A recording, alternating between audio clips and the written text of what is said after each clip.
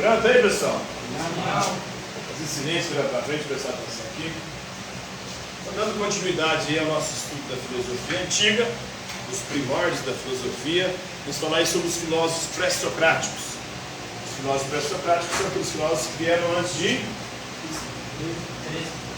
Sócrates. Antes de Cristo também. Mas Sócrates veio antes de Cristo, né? Então Sócrates é uma espécie de Jesus Cristo da filosofia grega. A filosofia grega é dividida em antes e depois de Sócrates. Os filósofos que vieram antes de Sócrates são chamados de pré-socráticos. Os filósofos que vieram depois de Sócrates são chamados de pós-socráticos. E tem um período que é chamado período socrático, que ali tem Sócrates, o discípulo Platão, e o discípulo de Platão, Aristóteles, que são os três principais filósofos gregos. Então a gente está vendo aí nos primeiros filósofos gregos aí. A gente viu que no início da filosofia ela surge com qual filósofo? Vocês lembram? Qual que é o primeiro filósofo? Tales de Mileto. O que ele diz? Qual foi a resposta original dele que inaugura a filosofia? Ele diz que o princípio de todas as coisas é o quê? A água, né? Tudo se originou da água. Ele teve discípulos que discordaram dele, como o Anaximandro e o Anaximenes. O Anaximandro não pode ser água porque a água é limitada. É um princípio fundamental, importante, abundante, mas é limitado. Somente algo ilimitado, infinito, indeterminado poderia dar origem a tudo que existe. Ele chama isso de ápero. Ápero significa o indeterminado, o infinito, o ilimitado.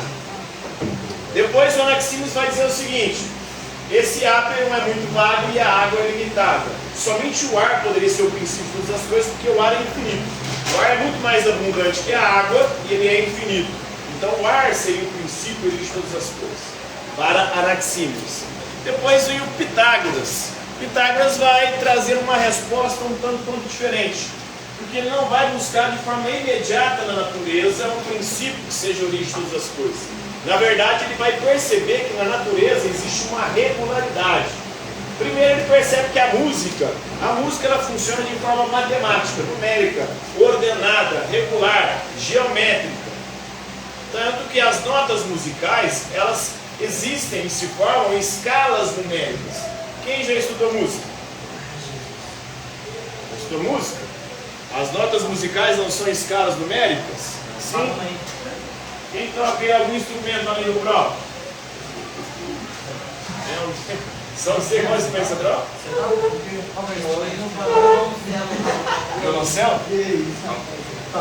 Não é assim que funciona o universo. Não só a música, mas também o universo. Porque ele percebe que os astros também eles possuem uma regularidade, uma forma geométrica em que eles se desenvolvem, em que eles se movimentam. Então ele vai dizer que os números é o princípio e origem de todas as coisas, porque os números é que dão regularidade ao universo. Por exemplo, a Terra. Quanto tempo a Terra demora para girar em torno do seu próprio eixo? Seu próprio eixo.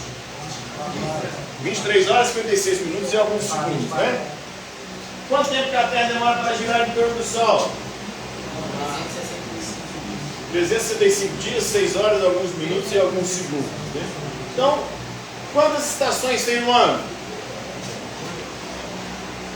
Não? 4 estações. Olha aí, como tudo no universo funciona de forma numérica, matemática, geométrica. Eles acreditavam que os astros eles cumpriam um movimento circular. Hoje essa teoria caiu. O movimento que os astros fazem não é um movimento circular, mas elíptico.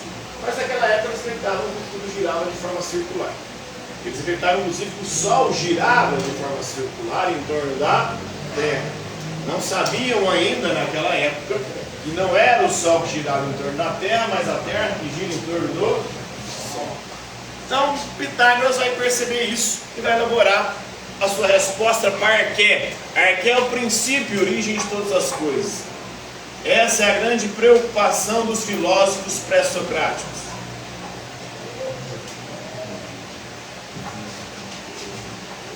Então ele vai dizer que o princípio são os números. Ele era um estudioso da matemática, tem até o teorema famoso dele, que é o teorema de Pitágoras. Qual que é o teorema de Pitágoras? Vocês lembram? A soma dos quadrados dos catetos é igual ao quadrado da hipotenusa, não é isso? Para defender aí a tese de que tudo são números. Os números governam o universo. O universo funciona de forma regular, matemática, geométrica. Ele observou aí, pela primeira vez na história da filosofia ocidental, que existia um princípio formal, não um princípio natural. Ele não vai buscar na natureza, como fez o Tales, dizendo que era água, ou Anaximenes dizendo que era o ar. Para ele, existe um princípio formal que é a matemática, a geometria, que rege o universo. Portanto, isso seria o princípio de todas as coisas. Isso é uma espécie de monismo. Ele vai dizer que é um só princípio, que são os números, mas ao mesmo tempo é um dualismo, porque os números eles se originam a partir do 1 e do múltiplo. 1 e o múltiplo. O 1 é o que mantém a unidade do universo, o múltiplo é o 1 se multiplicando no universo. Então o universo é um só, mas é composto de múltiplas coisas. Então é uma espécie de dualismo. No entanto, se o doutrina sobre a origem do mundo nos leva a pensar em uma concepção dualista, né, na realidade, ele também é considerado o criador da palavra filosofia, para distinguir os filósofos sábios. O sábio é aquele que acha que sabe tudo. O filósofo é um amante do saber, alguém que vive em busca do conhecimento, mas não se acha dono da verdade. Alguém que busca o conhecimento. Depois vem o Heráclito. O Heráclito vai dizer que o princípio de todas as coisas é o fogo. O fogo é o princípio de tudo. Por que ele acredita que o fogo é o princípio de todas as coisas? Vai perceber que o fogo é o elemento que move o universo, segundo a perspectiva dele. Se não fosse o fogo, não existiria coisa alguma, sequer a vida. Se não fosse, por exemplo, o Sol, existiria vida no nosso planeta? Não. Por quê? A luz do Sol ajuda as plantas a fazer a fotossíntese. Sem a fotossíntese não existiria vida vegetal. Sem vida vegetal não tem vida animal, porque os animais consomem os vegetais. E não existiria também os animais carnívoros, que comem os animais herbívoros. E não existia também o ser humano, que come todo mundo, né? O ser humano passa o rolo por tudo. Ninguém não perdoa nada nem ninguém. Ele come geral. É o mais prostituto de todos os seres do planeta. Oi? O peixe ele passa mal. Então os peixes também dos seres vivos dependem aí, né? Ele escreveu sob forma de aforismo. O que é um aforismo? São frases curtas, marcantes, muitas vezes de sentido simbólico. Por exemplo, ele vai dizer que é impossível entrar duas vezes dentro do mesmo rio. Por quê? Porque quando você entra uma vez, é uma água. Quando você entra, é outra. Não só a água muda, mas também você muda. Na segunda tentativa de entrar no rio, você também não é mais o mesmo. Tudo está em constante mudança. O fogo é o símbolo dessa mudança constante. Nós, por exemplo, a cada 7 anos somos totalmente novos. Vocês sabiam disso? Nenhuma das células que estão no nosso corpo agora estavam há 7 anos atrás. Então mudaram todas as células do nosso corpo. Como que a gente continua sendo a mesma pessoa? Oi? Hoje em dia vão dizer que algo aí, né, essa é uma grande discussão dentro da filosofia. O que nos mantém sendo o mesmo ser diante de tanta mudança em nós? Aí você apela para um princípio espiritual e religioso, né? Então, diferentemente dos Milés, dos filósofos de Mileto, Tales, Anaximandro e Anaximenes, eles buscavam aquilo que permanecia. O Heráclito é focar justamente naquilo que muda. Tudo muda. Nada permanece o mesmo. Tudo muda, até bermuda. Tudo passa, até água passa. Tudo na vida é passageiro.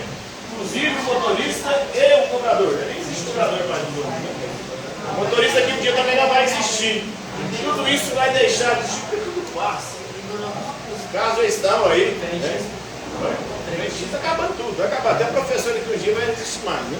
Vai ser um holograma dando aula para vocês aqui. Aliás, vocês não precisam vir na escola. Na casa de vocês já podem estudar, aprender tudo. Aí vocês acham bom, né? Também gostaria de ter estudar nesse tempo. Não tem que ir para a escola. Mas assim ganhar dinheiro. A grande questão é essa. Então o ser não é mais do que virar ser, ou seja, o ser está em constante mudança. O Heráclito também observou, como seus predecessores, a atuação dos opostos da natureza, né? Então, o que existe é uma luta constante de contrários, frio, calor, seco e úmido. Aí ele vai olhar também bem e mal, belo e feio, construção e destruição, justiça e injustiça, racional e irracional, alegria e tristeza. Então existe uma luta constante dos contrários. Isso é uma visão dialética, da oposição dos contrários. O Heráclito imaginou que se devia haver um elemento primordial na natureza, seria o fogo, já falamos sobre isso. Pela importância que ele deu ao movimento, a escola heraclitiana de pensamento é chamada de mobilista. Mobilista vem de mover-se, ou seja, tudo muda, nada permanece o mesmo, tudo está em constante mudança. Ele é considerado um dos mais destacados filósofos pré-socráticos, né, que vieram antes de Sócrates, e o primeiro grande representante do pensamento dialético, o pensamento que pensa a oposição. Não existe o bem se não existir o mal. Não existe o claro se não existir o escuro. Não existe a justiça se não existir a injustiça. Os contrários, eles se complementam e mantêm um movimento constante do universo. Isso, exatamente. E há um equilíbrio, uma harmonia nos contrários. Uma coisa, um contrário não existe sem o outro. Esse é o pensamento dialético que vai influenciar toda a filosofia posterior. Compreenderam aí, pessoal, o pensamento de Pitágoras e Heráclito? Alguma dúvida? Está tranquilo? Favorável? Por hoje é isso aí. Final do bimestre.